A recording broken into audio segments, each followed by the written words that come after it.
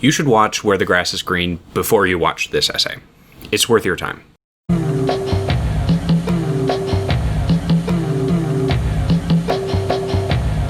Andrew Hess made my favorite track of 2019. Formation was a slow burn masterpiece, in the vein of post-rock inspired classics like This Will Destroy You.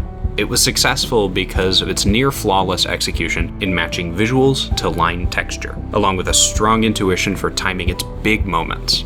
I wanted something different from Hess's next release, though, because his more experimental work, like Bug Thief, was done during a period when his execution was not as precise. What space would Hess explore next, given an increased capacity for expressiveness in Line Rider? What would that look like? Well, friends, I can safely say that Where the Grass is Green delivers. It blends a wide array of influences into a cohesive, gorgeous landscape that is more than the sum of its parts, and the way it's put together is a masterclass in remixing, providing an engaging collection of visual lessons for an attentive audience. We're going to talk about how Where the Grass is Green guides the viewer through the artistic transition from recreation to remix. How did we get to the point where something like this was so sorely needed? I'm Off the Deep End, and this is Line Rider in Depth.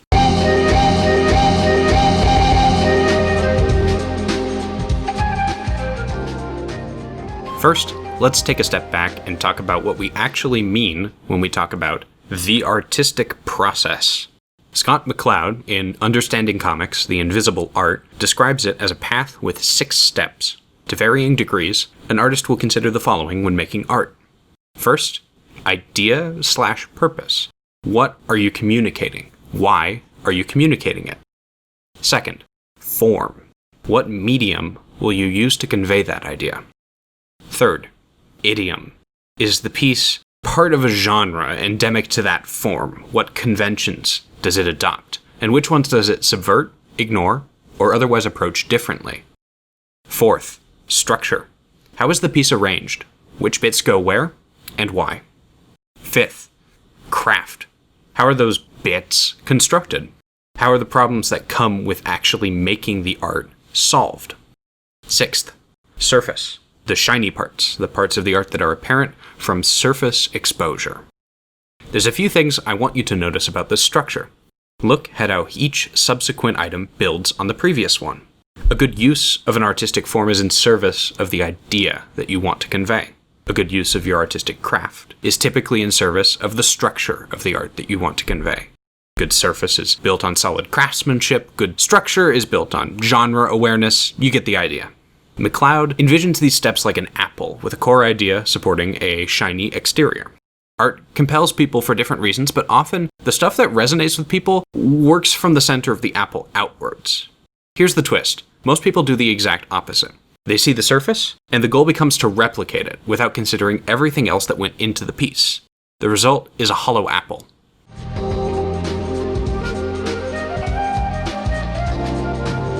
Here's our Line Rider case study. TechDog was someone who created tracks that spanned multiple artistic styles, capably working within the medium of Line Rider to build fascinating environments. They were put together well, and at their core, they established a sense of adventure that followed in the steps of foundational work, like Urban Run by Unconed, One-Eyed Giant by Skate to Ska Music, and Crazy Castle Run by Wendell. What TechDog brought to the table was a cleaner art style and a slick surface appeal that permeated his whole body of work.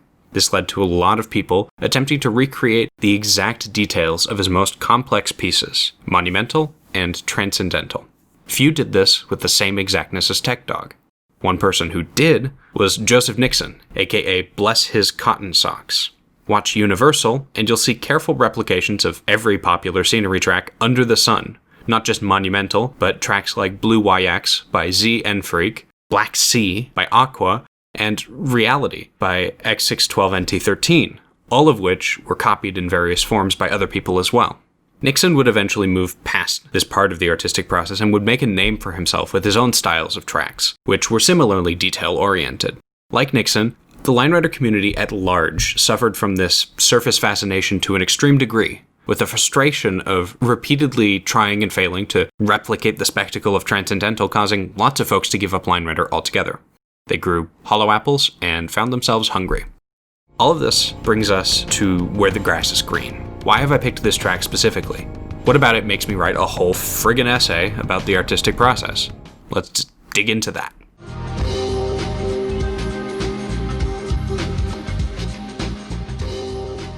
Where the Grass is Green wears its inspirations on its sleeve, plain as day. Here's what they are, and how they relate to this track. The Wilderness has large trees in a contained space that Bosch explores. Where the Grass is Green explores a similar space at the end. The Forest Under the Earth and Shortcuts have tight cave sections that Bosch moves through at high speeds. Hess uses these to build up to the big forest reveal. When Birds Fly positions a small forest underground, which Where the Grass is Green approaches similarly. I would say the trees in the final section of Where the Grass is Green are the general shape of the ones found in the Wilderness, but Bosch's movements in Where the Grass is Green are more reflective of those from When Birds Fly. Seventh Heaven has pine trees and a reuse of space that Where the Grass is Green incorporates beautifully. Anemoia is a very subtle track that uses bumpy flat sled to represent rumbling drums. Where the Grass is Green uses this technique in key moments in time with the music. Hess borrows a lot of visual elements, stylistic conventions, and motion timing from all these tracks. But when the track reached parts that heavily resembled some of my own work, my first thought was not that this track was unoriginal or derivative in the pejorative sense of the word. Rather, I thought, what a fresh approach to line writer. And here's why. Where the Grass is Green starts with stark minimalism. Line writer artists, in the act of embracing the void, have used white space to evoke any number of feelings, from desolation to self-hatred to contemplation. In Where the Grass is Green, Hess instead uses space to denote a lack of life, and as the track progresses, we see the screen filled with more and more life. This imbues Bosch's movement with purpose. Bosch is going from a barren place to a place with life, where the grass is green. This is what Hess started with. An idea and a purpose. The idea? That desolate and lush wilderness coexist in the same world, one that Bosch lives in. The purpose? To leave desolation behind and to travel to the place where the grass is green. The track's title does a lot of the heavy lifting in conveying purpose. The phrase "where the grass is greener" is a common substitution for describing better circumstances elsewhere, and it almost always connotes a kind of yearning, a desire to be anywhere other than where you are right now. This is the core idea and purpose that guide Where the Grass is Green. Rarely does a story's idea need to be complex to be told well, so already this is a pretty good foundation on which to tell such a story. Next, consider the form. Is this a good medium for conveying this idea, and if so, why? Line writer is a pretty constrained medium, in that there is always a character with a sled in focus. Hess's idea and purpose map pretty straightforwardly to line writer as an advancement plot, so it's not hard to move forward with the assumption that, yes, it's possible to tell a great story with this idea in line writer. Had the idea been something like, Bosch wants to get rich by trading stocks all day, that proposition becomes several degrees more difficult. You'd need to establish that Bosch lives in a world with a stock market, that Bosch could reasonably be depicted buying and or selling stocks, and convincingly imbue Bosch with the motivation to earn cold hard cash. Suddenly, there's a bevy of hard-to-answer questions. Why does the sled child need to know the Dow Jones Industrial Average? Will the sled child need to purchase the services of an actuarial firm? What is Bosch spending all this money on? Is line writer a metaphor for an incredibly unsustainable cocaine addiction? Where the Grass is Green is able to avoid these issues by working with a plot that is roughly equivalent to The Land Before Time. Get to the nice green place. How about the idiom? Given our chosen form, do there exist conventions for telling this kind of story? Given the list of inspirations for Where the Grass is Green, it's fair to say that Bosch exploring a dense mixture of forest and cave systems has been an established genre for some time now. Since I've pointed out the pattern publicly for the first time, I'm going to call finders rights on naming the genre. I've settled on either tree punk or forest core. Where the Grass is Green manages to delicately dance between adoption and subversion of the genre's stylistic conventions. On the one hand, there's a subtle interplay of space between narrow passageways and expansive forest landscapes that is put on full display in Where the Grass is Green, that is dead on with The Forest Under the Earth and When Birds Fly. On the other, this transition thing is the most abstract part of the piece that we've seen next to any of these inspirations, with the exception of maybe Anemoia. When all of this comes together, it speaks to a genre awareness that is hard to learn. The tension/release mechanism that's inherent in Forest Core's world-building philosophy is then shepherded into a cohesive and easy-to-follow structure. Each piece of Where the Grass is Green, from the opening moments to the bumpy build-up, to the slow introduction of trees, to the rising tension created from the last cave section, all come together in service of the final glittery resolution. Where the Grass is Green also has an effective sense of when to scale up the detail and when to hold back. In large part, this is guided by the structure of the soundtrack, sticking to more detail when the song dictates a higher level of detail in the scenery. Interpreting a song's qualia as visual elements in a way that is consistent can be tricky. It's often better to consider what not to do rather than narrowing this interpretation down to a list of acceptable choices. For example, Hess resolves the level of detail in these two parts of the track quite capably. It's not the only good way to craft a section like this, but that doesn't mean it's impossible to do badly. Consider, what if I wanted to be like Tech Dog at all times and replaced these simple caves with transcendental-style rocks, and then drastically simplified this forest scene? It would be strange as hell. A noisy, fast-paced, high-detail scene happening during one of the calmer parts of the track, leading into a scene that pulls the detail back during the song's most vibrant and lush sections. Simple decisions, like the ones Hess makes here with respect to detail, are indicators that an artist is aware of how structure dictates craft, that the artist knows when to pull their punches and when to push forward.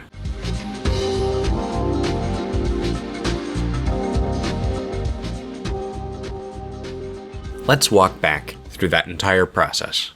Hess started with an idea for what a world in Line Rider might look like, constructing a world of extremes where blight and plenty coexist.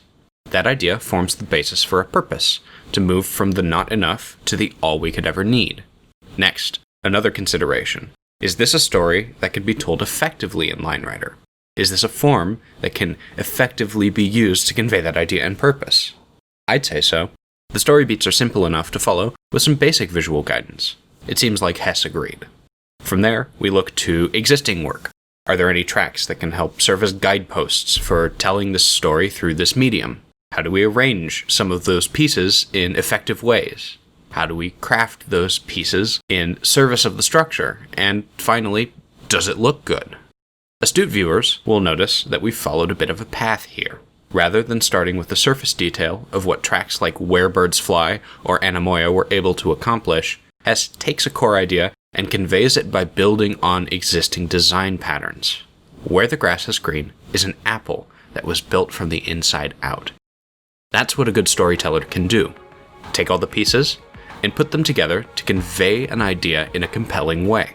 Where the Grass is Green shows you exactly which pieces it puts together, and it shows you how you can use them to tell a story in Line Rider. Few tracks have ever done this sort of thing with the same degree of subtlety and skill, because we've been so concerned with working our way from the outside in, and it hasn't occurred to us to ask the real questions.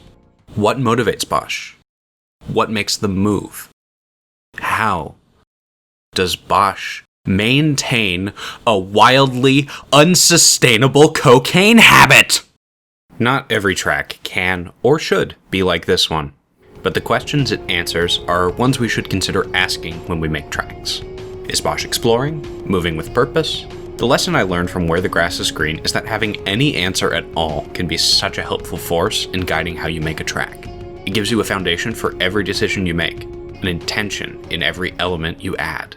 Copying the surface isn't a bad way to approach learning techniques and honing execution, but if you never take the time to move from the other side of the path, you'll be stuck growing hollow apples, and for some people that's enough. But if you want more, if you want to understand why certain tracks are so compelling, there are few better places to look for insight than Where the Grass is Green.